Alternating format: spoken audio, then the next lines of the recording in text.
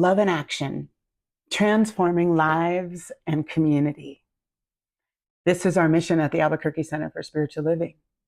And I want to invite you into loving action in this month of November as we continue our conscious action discussion through the practice of loving service, not just service, but loving service.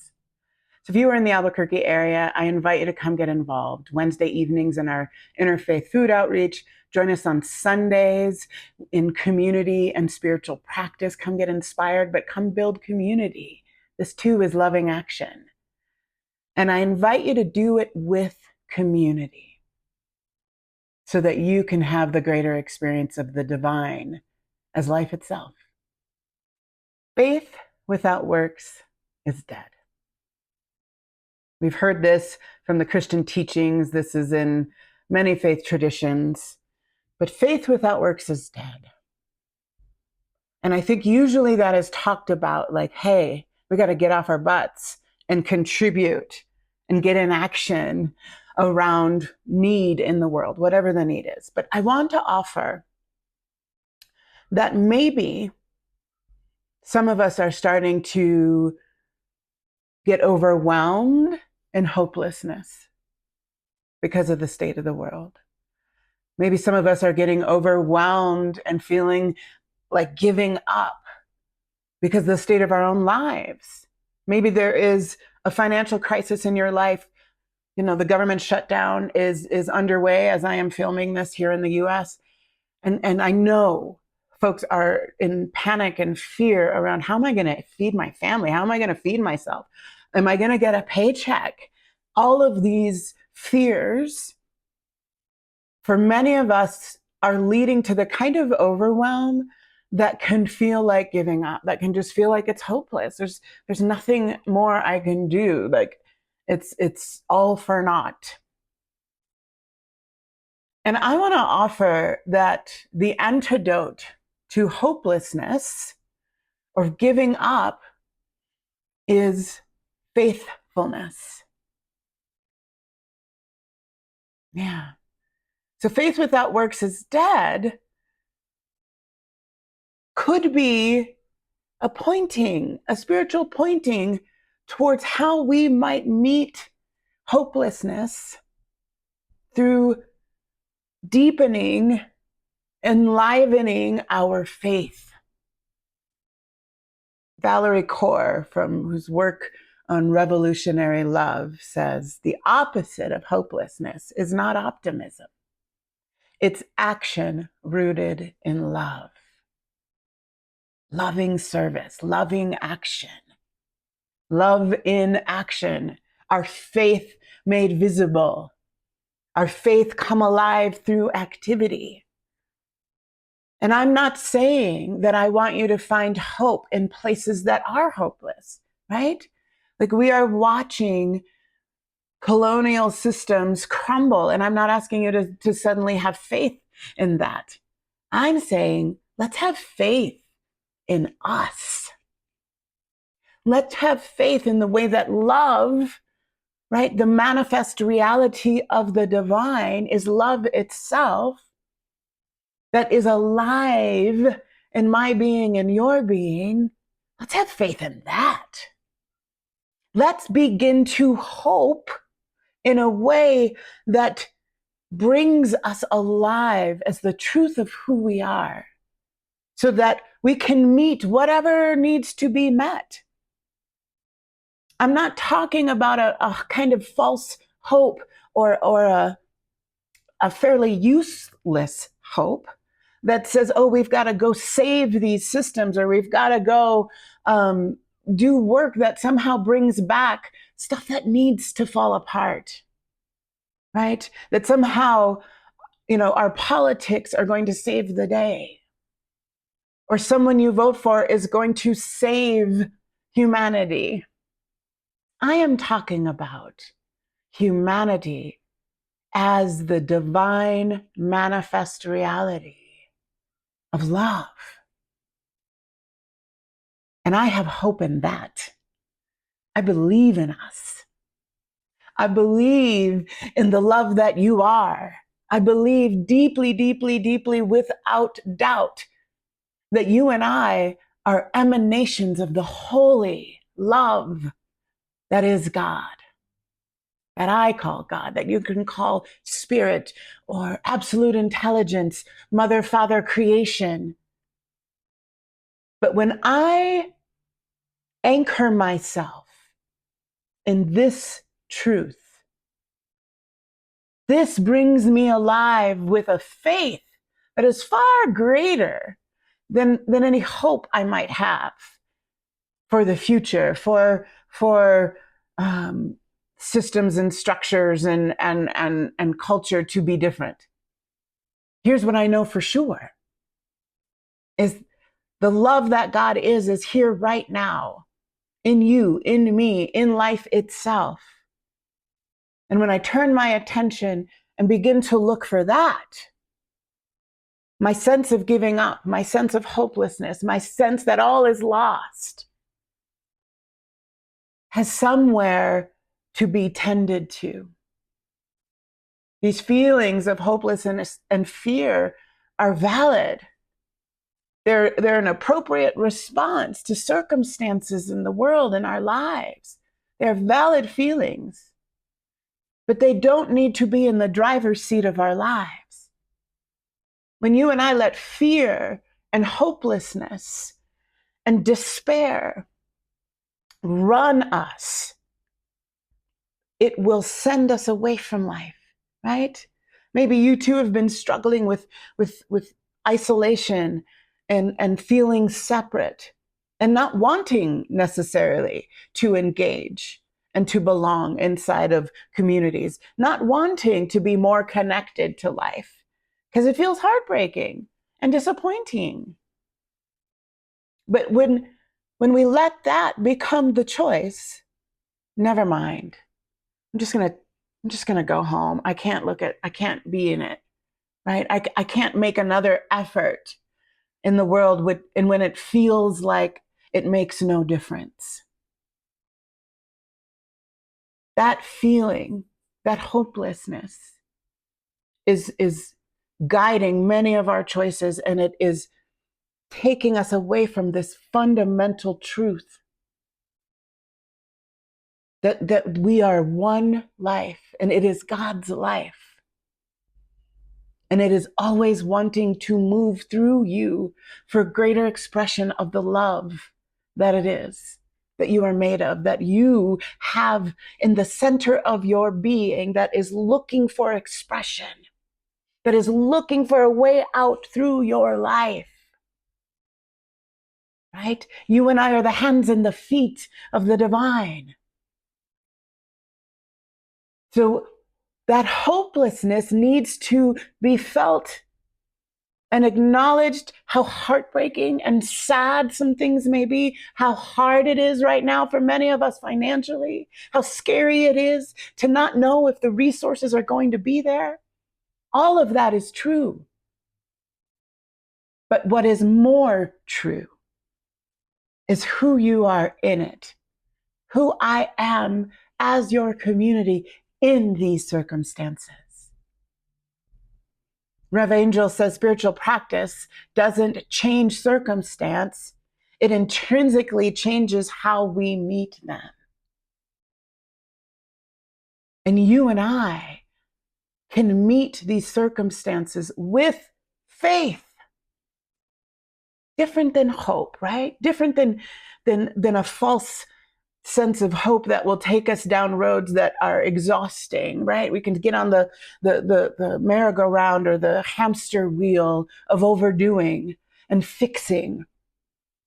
And I'm saying, let's get back to anchoring ourselves in the truth of who we are, full of faith in that true nature, in the love that is manifest reality, that is all of life itself, and allow that faithfulness to meet circumstance. And when we do that, the loving action that Valerie Kaur was speaking of as the opposite of hopelessness becomes possible. You and I can begin to be so grounded in, oh my gosh, I belong to you, you belong to me. We are each members of this love that is here right now, present in life, as you, as me. And when I'm grounded in that, I can let the power of that love move me in loving action.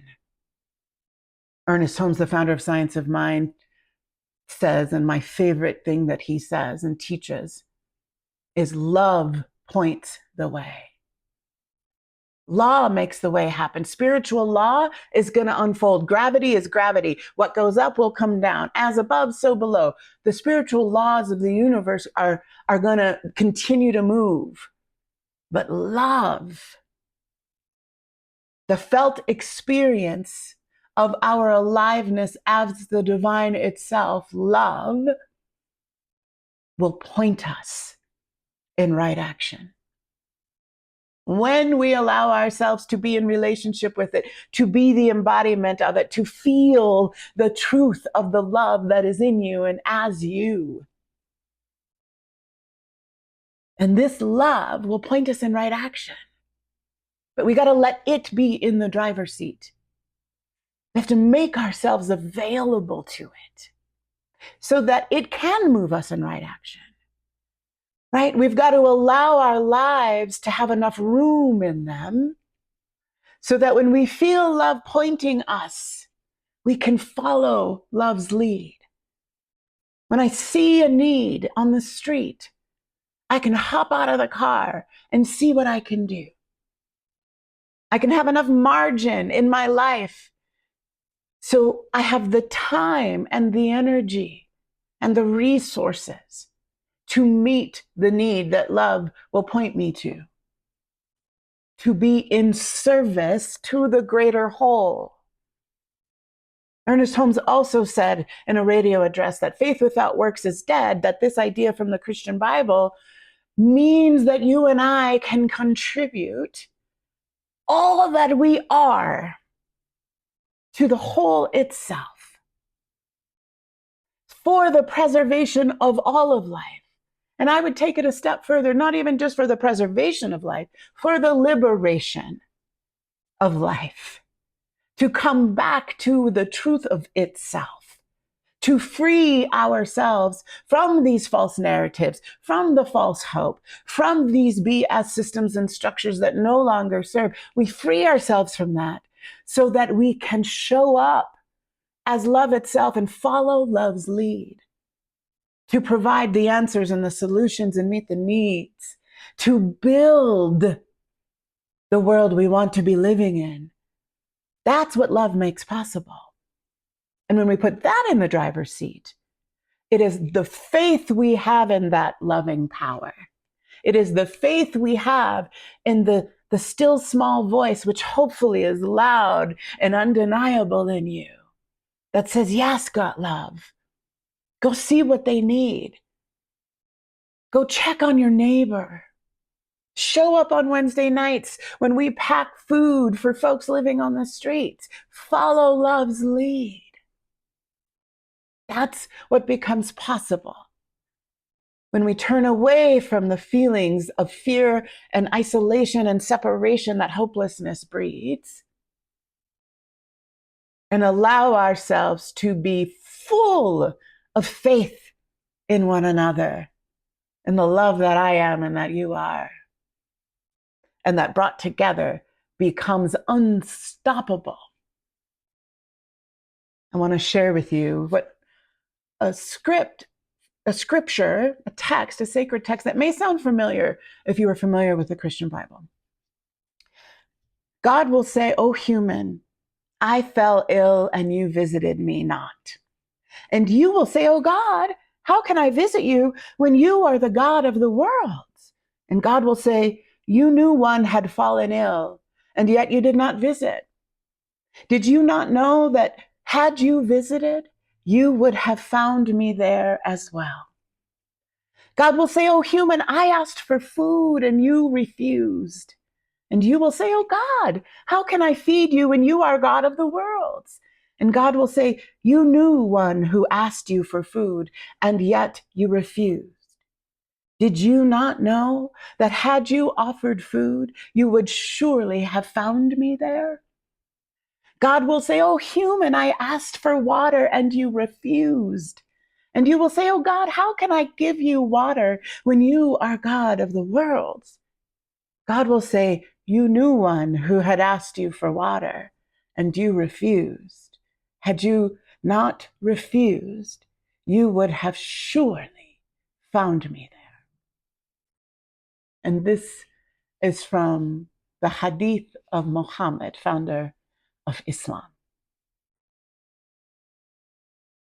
This is why I think choosing to practice loving service, spiritual practice of service, of conscious action, rooted in love, can restore your faith. Because surely you will find God there. Surely you will be reintroduced, refilled, remembered to the truth of love that is pointing within you, the God that is moving within you and without you. Right there in the need that is asking you to meet it. This is what becomes possible through the spiritual practice of loving service. The act of meeting a need, not because you're a good spiritual human, not because you've been commanded to be of service or to give or be charitable or all of those potential reasons you might serve. Or even because it's good for your health and your mental health. And we know it actually extends the longevity and creates more meaning and purpose in our lives, specifically and more importantly for those who are in the second half of life or retired. Like there's all this research and reasons why you might serve. But as the Quran and the Christian Bible and other faith tradition texts teach us, when you meet the need, the basic human need that you come across, you will surely find God there. You are literally, not metaphorically, literally serving the divine, serving the one life. You are serving yourself as a member of the whole. Right? In the native teaching, what you do to the web, you do to yourself. What you do for the web of life, you do for yourself. Because there's only one. And you and I are kin in that oneness. So when you feel hopeless, when you feel like there is nothing that you can do that matters, when you are sinking in despair, and it is moving you away from life, it is sending you into disconnection and separation, serve. Surely you will be filled with faith again. Surely you will be remembered to your true and holy nature. This is what we will be diving into, this loving action of service this month. And I want you to know your faith more fully, more deeply, because of loving action. Service is how love can shape through your hands, through your life. I want to leave you with a community blessing. May your hands be guided by love and your heart strengthened by its purpose. May you remember that service is not about doing more, but about being more present, more kind, more awake and available to the divine in you and all of life. May every act, no matter how small, ripple outward as healing and hope. And may you know the joy of being love in action.